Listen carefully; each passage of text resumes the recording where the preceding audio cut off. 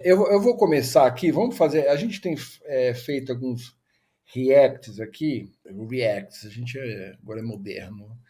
E eu vou pegar aqui o voto dele, para a gente ver de novo. O voto dele é contra a descriminalização da cannabis. Qualquer coisa que vocês quiserem gritar aqui, vocês gritam aqui que eu paro, porque é um show de horror de. É complicado, cara. Tá aí? Tá, pode ir, só aumenta e deixa a tela grande. Gostando do papo? Então se inscreve no canal e ativa o sininho para receber todas as notificações. Acho que foi uma estratégia. Apresenta problemas jurídicos e ainda pode agravar a situação que enfrentamos nessa problemática do combate às drogas, que é dever constitucional, nos termos do artigo 144, inciso 2 da Constituição da República. Não tenho dúvida de que os usuários de drogas são vítimas do tráfico e das organizações criminosas ligadas à exploração ilícita dessas substâncias. Mas o Estado tem o dever de zelar pela saúde de todos, tal como previsto no artigo 196 da Constituição da República. A descriminalização, ainda que parcial, das drogas poderá contribuir ainda mais para o agravamento desse problema de saúde. Esse é só um trechinho, deixa eu comentar, porque aí tem um erro que eu acho que é muito importante a gente falar. Se fala muito, você vai legalizar e vai todo mundo começar a usar mais. E isso já está aprovado e em vários países que isso não existe. Sim. Então é um argumento muito. Porque um cara desse está chegando lá, tem 20 dias que ele está lá no STF, usar um argumento que é um argumento muito usado pela direita, né? Muito usado pela direita em relação a cannabis. Parece que ou é realmente o que ele pensa, ou realmente o cara não estudou o assunto. Então, ele está defendendo a guerra às drogas, né? No final das contas. Exatamente. Ele está defendendo o modelo que a gente usou para lidar com esse problema, que é um problema de saúde, não de segurança, sobretudo, né? A questão do é usuário ou não é. E a gente já lida dessa forma há 30 anos e é o que ele está defendendo hoje. Gente, não é. A guerra às drogas nunca foi defendida, tanto que o Eduardo Bananinha jogou aquela de que não tem que ter toxicológico para porte de arma, né? Mas, além disso, o que a gente tem, por exemplo, uma estrutura na Cracolândia que não tem nenhuma guerra às drogas, inclusive tem uma coisa louca que, tipo, sem teorias da conspiração à parte, a gente sabe que alto escalão da política participa, inclusive os escândalos aí que a gente tem de cocaína no avião da FAB e outras coisas derivadas. Na minha visão e pensando, eu gosto quando está a Giovana, porque a Giovana faz uma análise científica do comportamento da classe política, mas, assim, um golpezinho de marketing para ganhar a simpatia do mundo bozolino que não sabe por que é bozolino. Para mim, isso se tratou disso. Porque se a gente pensar quando a gente já está avançado na discussão, já tem um monte de gente com canabidiol autorizado a plantar, já tem associação, já tem... Então, assim, a gente já está nesse avanço, numa coisa muito clara, que a gente tem até o Tarcísio autorizando canabidiol no Estado, né, para o pessoal do epilético. Então, assim, essa discussão já estava tão avançada que, para mim, isso foi um golpe de marketing para o governo Lula ser palatável para o Bozolândia. Mas a questão é que não foi só nesse caso, né, Luli? Eu concordo também que talvez ele nem queira, o governo Lula esteja querendo popularidade entre o Bolsonaro, ou se o Zanin, entre o público do Bolsonaro, perdão, ou se o Zanin está querendo se desassociar um pouco do Lula, até porque ele vai ficar ali pelos próximos 30 anos. Né? Então talvez ele queira começar, deu um banho de sal grosso, se limpou do Lula, se limpou de qualquer influência política. Mas será? Porque para ele mostrar essa liberdade do Lula, ele é refém de ficar reproduzindo o que o bolsonarismo quer. E que são pautas horríveis, com todo respeito. A gente não sabe como ele vai votar no marco temporal, por exemplo. Mas o marco temporal é outro tópico que é bem assustador. Vamos por partes. É bem assustador. Mas esse aí foi 5 contra 1. Tipo, ele só apareceu, né? E aí o pessoal fica falando, faz o Z, fica zoando com a gente de faz o Z. Porque na verdade aqui, ó, eu peguei aqui na matéria da Fórum. Ele assumiu dia 3, né, que eu estava vendo aqui, e as últimas votações contaram no dia 23. Então foram 20 dias de votações, ele votou.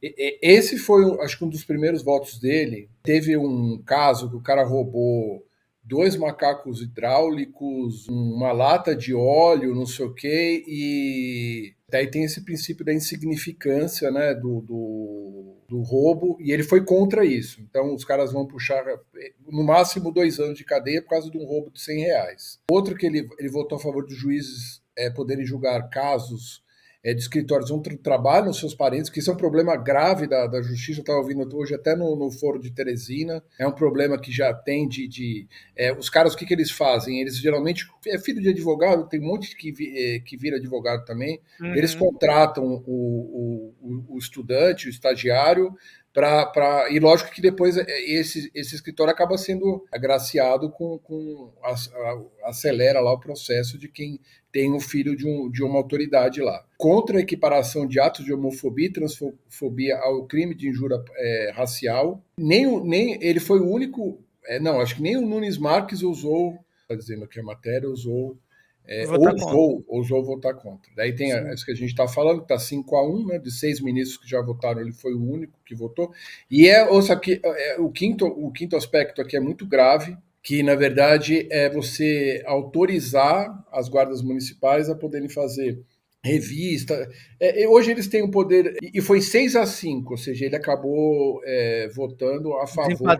Ele desempatou esse julgamento que a gente fala tanto aqui de descriminalizar a polícia. Você vai criar aí o guardinha municipal vai se achar e vai aprender um celular roubado então vai dar poder de polícia. Já não basta você ter já 2 polícias, a militar super violenta, a civil também, mas a militar é mais violenta em geral, né?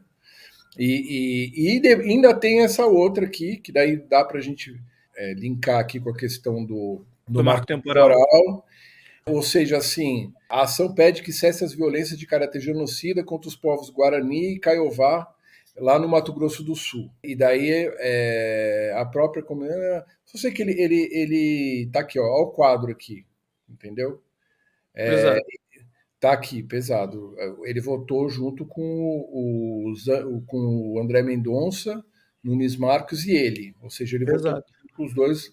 Nesse aí ele tá até regular, mas sobe ele volta no terceiro tópico, Fernando, por gentileza. Nesse terceiro aí, cara, ele votou mais à direita do que o Nunes Marques e o André Mendonça. O André Mendonça não votou, o Nunes Marques não votou, não teve a coragem, né? Não ousou a afronta, e o Zanin que chegou agora, ele foi além, ele foi mais à direita do que a extrema-direita.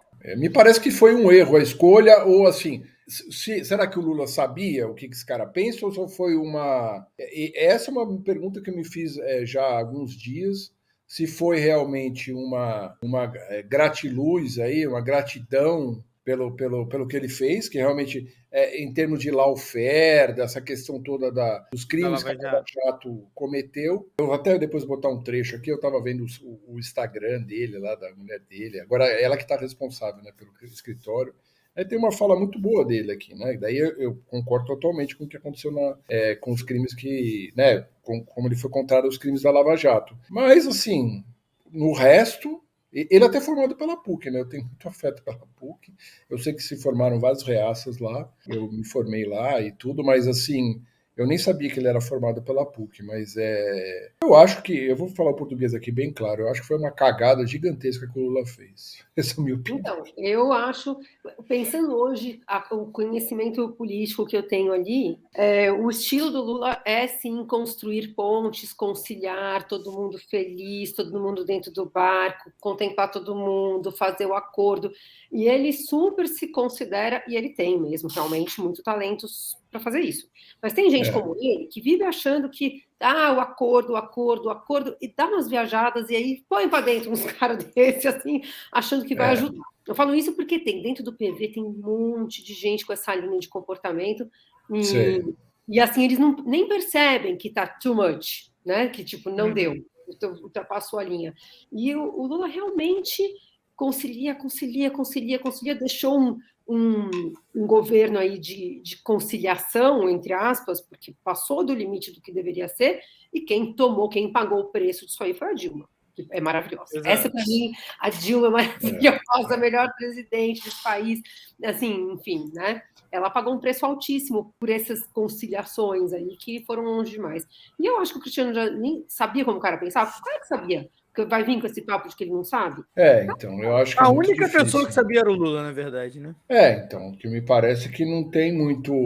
Ou o Lula realmente não faz muita questão dessas pautas consideradas sem ser, sei lá, tirando do campo econômico. Lógico que vai ter também julgamentos do campo econômico ali, mas me parece que por exemplo, essa lista de 6 temas que a gente colocou aqui, me parece que são temas caros ao petismo aqui, né? Caros, realmente caros para o presidente Lula. A gente pode ver isso, Fernando, em todos os discursos dele. Quando vai falar de mapa da fome, ele desmonta, ele muda de tom de voz. Essa é uma causa da vida dele que eu fico pensando, nossa, que legal, porque ele tem um ideal. E ele tem um ideal de combate à fome no país profundo, enraizado. E eu acho legal pra caramba o cara querer combater a fome. De resto, eu acho que ele negocia tudo. Nos costumes, o Lula não é tão progressista quanto a gente queria que fosse. É que a gente está vindo aí de 4 anos de bolsonarismo. Mas, o Lula é velho. Não dá para exigir que ele seja tão progressista, mas gostaríamos que fosse, sem dúvida. Principalmente na pauta dos E outra, o PT, a área intelectual do PT, a estrutura do PT, né? Tipo, então ele aceita porque tá bom, mas ele não bate o coração dele por essas coisas, não. Então, o que dá muito medo, né? Porque o Lula vai ter uma outra indicação. Eu vi, não sei quem escreveu, que agora a próxima ministra, que tudo indica que vai ser uma ministra, né? Que vai entrar no lugar da Rosa Weber, tem que ser uma ministra terrivelmente maconheira, né? Ela terrivelmente evangélica agora para fazer a média. Porque, eu vi, até eu ia colocar aqui uma opinião, tem setores do petismo que às vezes se assemelham muito ao bolsonarismo, né? Eu falo isso aqui, às vezes o pessoal fica muito puto comigo. Mas assim, hoje tinha um comentário no Facebook dizendo que, na verdade, a mulher até falou que ia discutir o Zona Curva, porque ela falou que, tipo, foi uma jogada de mestre do Lula, porque o Lula tá fazendo isso, porque ele tá articulando, e o cara não podia votar contra a Constituição, que não tem nada a ver para defender o Zanin. Mas então você vê que também tem uma base, assim, do petismo, né, dos petistas mais encarnecidos, que eles acham que isso é uma tática do Lula. E isso eu fiquei bem puto, porque quando começaram esses votos, muita gente ainda saiu em defesa dele, assim, entendeu? Mesmo que tenha valores que ele está indo contra, a pessoa sair em defesa do Lula, eu acho um absurdo, assim, sair em defesa do Zanin, né? E da indicação do Lula. Então eu acho que agora vamos esperar o próximo, né? A gente até divulgou. O choque foi muito grande, o Fernando. A gente já estava avisando. Pô, a gente não sabe como o Zanin pensa, a gente não sabe. Pode ser bom, pode não ser. Ele está agindo como a gente esperava que o Alexandre de Moraes fosse. Exato, é muito louco. E o Alexandre de Moraes veio. Ele é o nosso cara. Democracia para todo mundo. A gente adora o Alexandre de Moraes. Foda. Então, é muito foda. Não faz sentido nenhum. Alexandre de Moraes é o nosso cara. É o moderno, é o cheio de atitude, é o corajoso, é o inteligente, é o técnico. O Alexandre de Moraes. A gente adora ele. Escolhido pelo Temer, né, cara? E caiu lá no... Escolhido pelo Temer, secretário de Segurança Pública aqui do Alckmin, quando a gente odiava o Alckmin, que a gente também adora. E que ele dava porrada em estudante pra cacete aqui em São Paulo. Protetor de animal, eu também entrei nessa dança do carro.